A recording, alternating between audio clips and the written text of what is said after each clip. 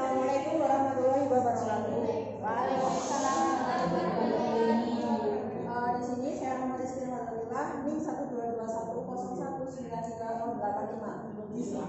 Yang saya hormati Budian Wisdiawati selaku dosen pengampu seminar proposal skripsi dan teman-teman teknik nama yang berbahagia. Di sini saya akan menjelaskan tentang seminar proposal skripsi saya yang berjudul metode SP3R untuk meningkatkan keterampilan membaca pemahaman siswa kelas 11 IPA 2 di SMA 1 Pace.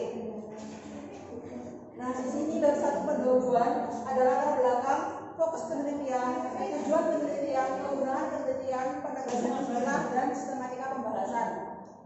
Selanjutnya, di latar belakang, di sini bahasa Indonesia sangat penting sebagai bahasa negara dan bahasa nasional. Maka perlu adanya pembinaan dan pengembangan terhadap bahasa Indonesia.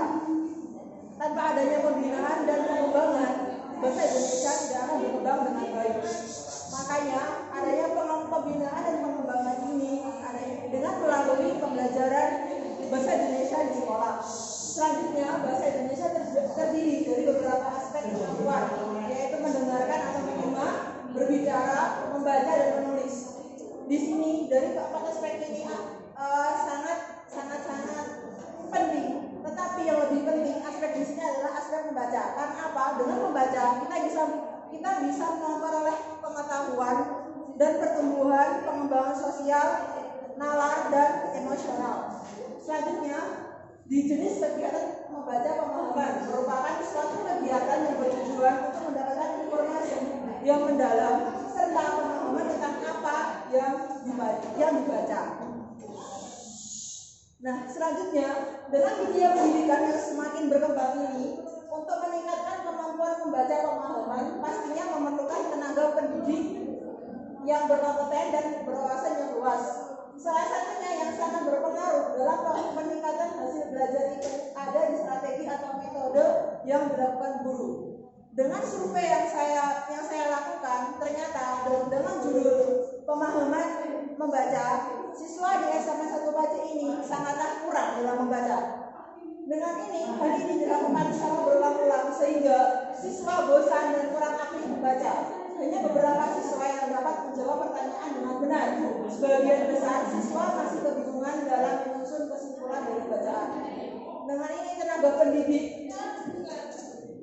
pendidik melakukan metode yang kurang bervariasi, sehingga saya melakukan penelitian ini dengan cara memberikan metode SP3R sebagai langkah awal pembelajaran membaca pemahaman dengan tujuan meningkatkan kemampuan pemahaman siswa terhadap bacaan.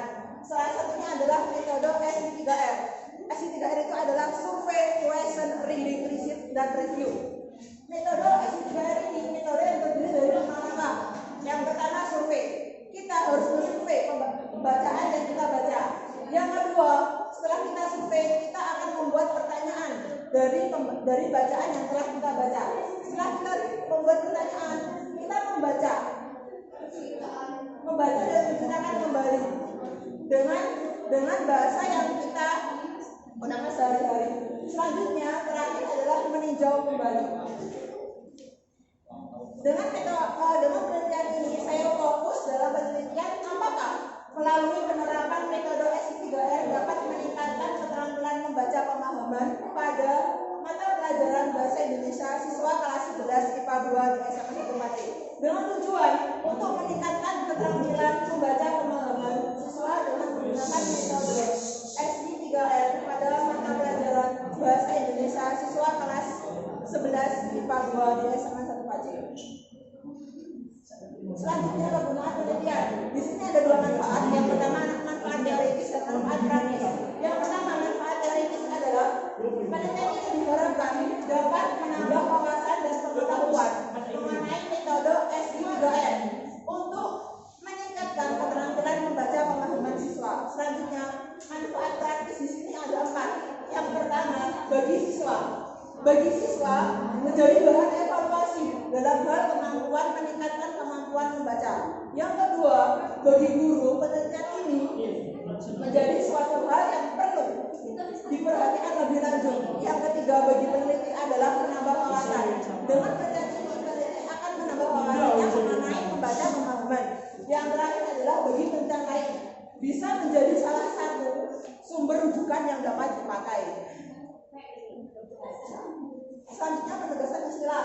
Keterangan membaca adalah salah satu aktivitas membaca yang sangat kompleks. Yang kedua, membaca pemahaman, suatu proses pengelolaan makna yang secara aktif yang melibatkan pengetahuan dan pengalaman. Sistematika pembahasan. Baru satu pendahuluan, ada latar belakang, fokus penelitian, tujuan penelitian, penggunaan penelitian, penegasan istilah, dan sistematika pembahasan. Bab kedua adalah ada deskripsi teori penelitian terdahulu. Bab ketiga ada metode penelitian. Yang ada rangkaian penelitian, bagian peneliti, lokasi penelitian, data dan sumber data, teknik pengumpulan data, analisis data, pengecekan keabsahan data, dan tahap-tahap penelitian. Bab 2 tinjauan pustaka. Di sini ada membaca. Membaca adalah suatu aktivitas memahami ide atau gagasan baik tertulis maupun lisan. Selain itu, tujuan utama membaca adalah untuk mencari serta memperoleh informasi mencakup isi, memahami bacaan, memahami bahan bacaan. Membaca pengalaman lebih menekankan pada penguasaan isi bacaan, bukan pada indah, cepat, atau lambatnya membaca. Tujuan dari membaca pengalaman yaitu mendapatkan ide pokok, mendapatkan kesimpulan, membuat perbandingan dan pertimbangan, dan lain sebagainya. Pengertian S3R. Metode S3R yang dikembangkan oleh Francis P. Robinson di Universitas Negeri Ohio, Amerika Serikat. Metode ini bersifat praktis dan dapat diaplikasikan dalam berbagai pendekatan belajar. Tujuan metode ini adalah untuk meningkatkan pemahaman atas isi bacaan, mempertahankan pemahaman tersebut dalam jangka waktu yang lebih panjang. Hingga akhirnya saya memilih metode ini dengan tujuan metode ini sangat baik untuk memberikan dorongan bagi siswa dalam proses belajar. Nah, di sini ada 3 penelitian terdahulu. Yang pertama karya ini Eda Sugati, yang kedua karya Alika Rizka Isma. Ini yang ketiga adalah Lilis Rizkianisi.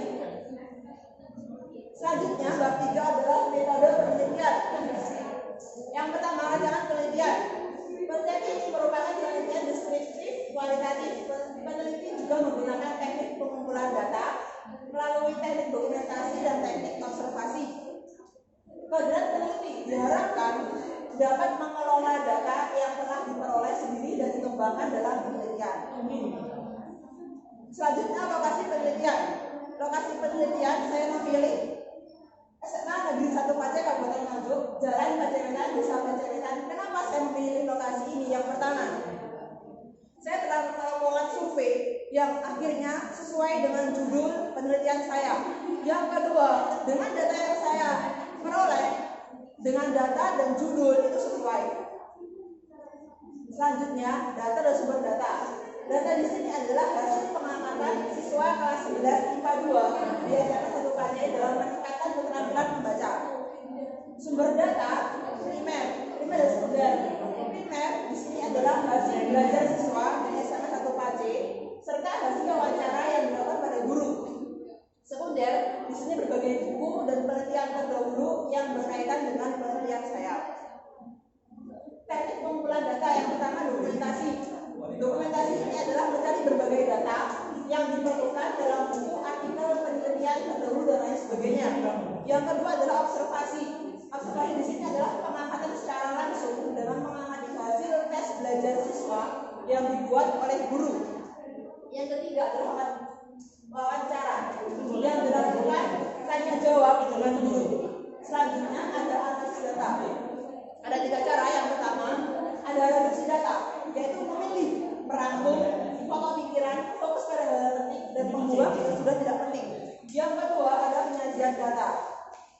Penyajian data di sini ada bentuk uraian singkat dengan menyajikan data yang bersifat naratif. Dengan penyajian data akan memudahkan apa yang sedang terjadi. Setelah kita melakukan reduksi data, penyajian data, akhirnya kita akan menarik kesimpulan. Nah, di sini ada pengecekan keabsahan ilmuwan.